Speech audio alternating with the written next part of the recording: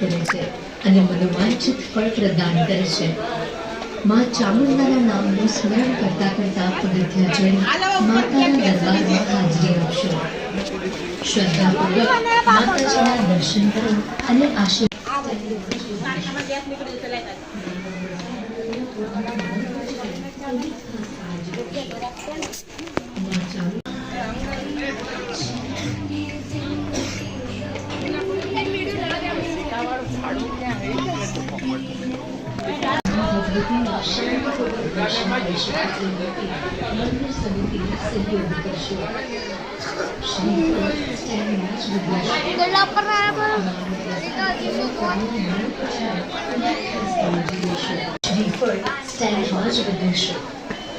માનો પ્રસાદ કોઈના પગમાં ન કચડાય તેની ખાસ કાળજી લેશો।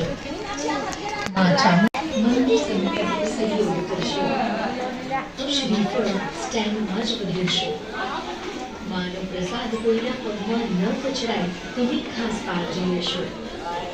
માં ચામુંડા આપની સર્વ મનોકામના ફળ સ્ટેન્ડમાં જ વધેશો।